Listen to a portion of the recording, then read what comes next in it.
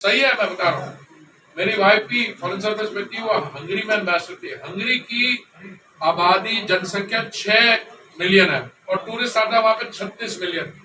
क्यों 6 मिलियन की आबादी में 36 मिलियन टूरिस्ट आता है? क्योंकि वहां पे टूरिस्ट फैसिलिटीज थी, नेचुरल ब्यूटी थी। अगर आप नेचुरल ब्यूटी के रूट में जाए तो भारत को कोई कंपेयर ही नहीं कर सकता। आपके यहाँ पे देखिए, मैं इसलिए नहीं कह रहा क्योंकि मैं उत्तर प्रदेश में हूँ। हम सिविलाइजेशन है। काशी को देखिए, 1000 से ज्यादा पुराना शहर, उसको आप मॉडर्नाइज कर रहे हैं। अभी महाकुंभ, हाँ, अयोध्या। और जब मैं अयोध्या गया पीछे, हैरानगी हुई, मुझे भी नहीं मालूम था। एक वहां पे गुरुद्वारा साहब है, वहां पे एक वृक्ष 600 साल पुराना, उसमें 300 वर्ष से ज्यादा पहले गुरु गोविंद सिंह आए थे और जब मुगलों का हमला हो रहा था उन्होंने 400 निहंग भेजे वहां से। तो यहाँ इतनी रिलीजियस और कल्चरल कहाँ पे है? बहुत कम देश है। ओके, तो मुझे लगता है कि सोनभद्र में टूरिज्म इंफ्रास्ट्रक्चर काम शुरू हो गया, पर इसको हमें इसका प्रचार करना है, इसका नैरेटिव बनाना है। अब मैं बताता हूँ आपको नैरेटिव कैसे बनता है। पहले क्या होता था, सब लोग उत्तर प्रदेश यूके जाते थे। आज मैं एक रिपोर्ट पढ़ा, यूके को छोड़ के लोग बाकी देशों में जा रहे हैं। मैं किसी एक देश की बात नहीं कर रहा हूँ। यहाँ पे मैं समझता हूँ जो बाहर हमारे इंडियन ओरिजिन पीपल वो नहीं, बाकी फॉरेनर्स, आप देखिए महाकुंभ में बाकी जगह कितने लोग आ रहे हैं। भाई आप इवेंट करेंगे तो इवेंट के लिए टूरिज्म इंफ्रास्ट्रक्चर अपने आप बनेगा। आपको सब कुछ करना। एक मुझे याद है, आपने एक F1 रेस करवाई थी, उस समय माननीय मुख्यमंत्री जी से बात हो रही थी। मैंने कहा इसको आप रेगुलर कर दो, ठीक है। इवेंट पर हमने G20 के माननीय प्रधानमंत्री जी ने अध्यक्षता की। कितना G20 के साथ हुआ? पहला हमारा इंफ्रास्ट्रक्चर बनना कब शुरू हुआ था? जब 1950 में एशियन गेम्स हुई थी, उसके बाद कॉमनवेल्थ गेम्स हुई, उसके बाद अभी हम लोग ओलंपिक्स के लिए भी बिड कर रहे हैं। तो ये जो काम है इंफ्रास्ट्रक्चर बनाने का और टूरिज्म बनाने, एयर कनेक्टिविटी की मैं बात करूँ, जब मैं पहली बार अपनी एक पहली पोस्टिंग पे गया टोक्यो, ये बात था 1976 जनवरी की, ठीक है। उस समय इंदिरा गांधी इंटरनेशनल एयरपोर्ट को पालम एयरपोर्ट कहते थे। कितनी वहां टूरिज्म ट्रैफिक थी। अभी जो इंदिरा गांधी इंटरनेशनल एयरपोर्ट है और जेवर को मिला दें आप, जब आप चालू करवा देंगे जेवर को जल्दी, तो इसमें 140 मिलियन से ज्यादा हो गए, जो उसकी कंबाइंड फुटफॉल है लंदन, हीथ्रो, गैटविक और स्टैनसिट को मिला के।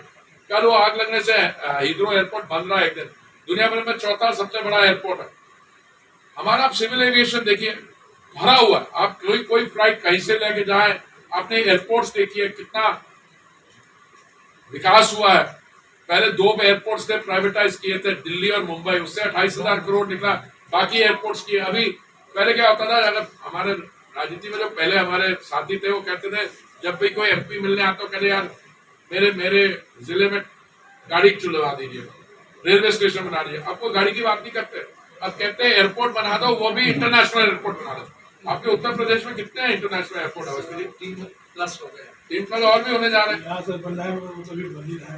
वही तो एकदम, मैं तो उस मेरे टाइम पे शुरू हुआ। देखिए air connectivity, road connectivity, rail connectivity, ये टूरिज्म बढ़ेगा। सोनभद्र में अपने आप में टूरिज्म डेस्टिनेशन में इसको डेवलप करना, और हम लोग लगे हुए काम। हम एक एकेडमी बनाना चाहते हैं, वाटर स्पोर्ट्स करना चाहते हैं। रेल नेटवर्क में भी गोरखपुर और साउथ को अगर जोड़ दिया जाए तो वो भी रेल मंत्री ने मुझे कहा है कर देंगे। साउथ की जितनी ट्रेनें हैं नहीं, हो जाए। और बताइए, सुझाव, कमेंट्स, कुछ भी। आर्चरी में तो जिला काफी आप लोगों ने बहुत कुछ किया है, इसके लिए आप आए, कुछ और किया जाए इसके लिए? नहीं, मैं तो कह रहा हूँ, मैंने तो बोला, अभी तो हमने MP लैड फंड ज्यादातर इस्तेमाल किया है, और अभी आने वाले समय में विकास के लिए CSR भी करना पड़े, हम करेंगे बड़ी कोशिश से। देखिए अवस्थी जी ने आर्चरी का स्टेट लेवल पे रिस्पॉन्सिबिलिटी ली है। जब अवस्थी जी की तरफ से कोई प्रपोजल आता है, उत्तर प्रदेश के स्पोर्ट्स की तरफ से आता है, हम उसको बहुत सीरियसली लेते हैं। अभी ये सुझाव आया कि टॉप 10 मेल और फीमेल, महिला और पुरुष आर्चर जो है टॉप 10, इनको अच्छी इक्विपमेंट दी जाए। अभी भी इक्विपमेंट अच्छी है, पर जो ज्यादा अच्छी वर्ल्ड क्लास वर्ल्ड चैंपियनशिप के लिए जो होती है वो 3.5 लाख का एक इक्विपमेंट है, 20 वैसे सेट। मैंने आपको अनाउंस कर रहा हूँ, हमारी स्पोर्ट्स बॉडीज की तरफ से जो भी खर्चा होगा 70 लाख के करीब जितना भी होगा वो हमारी तरफ से होगा। जैसे प्रपोजल आया एकदम उसको हम अप्रूव करेंगे।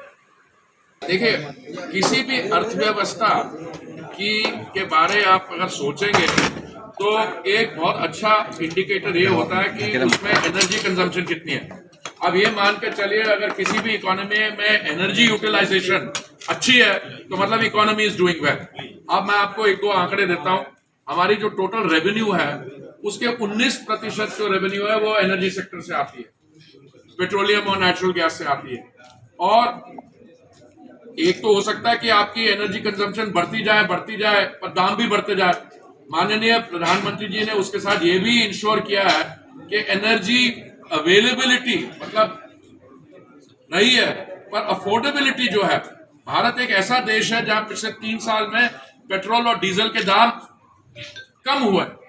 और कैसे कम हुए? क्योंकि माननीय प्रधानमंत्री जी ने केंद्र सरकार की तरफ से जो सेस लगता है उसको कम किया 2 बार, नवंबर 2021 में और मई 2022 में। और उसके अलावा हमारी जो Bharatiya Janata party rule states राज्य हैं उन्होंने भी अपनी वैट ड्यूटी कम की। तो इसलिए हमारे यहाँ अवेलेबिलिटी भी रही है, पेट्रोल और डीजल का दाम कम भी हुए हैं और सस्टेनेबिलिटी, क्योंकि हमें फॉसिल फ्यूल से लेके हमें ग्रीन एनर्जी की तरफ जाना है। बायोफ्यूल ब्लेंडिंग, एथेनॉल, जब माननीय प्रधानमंत्री जी ने दायित्व संभाला था 1.4% होता था, आज जो 20% ब्लेंडिंग का टारगेट था 6 साल बाद का वो हमने अभी कर लिया।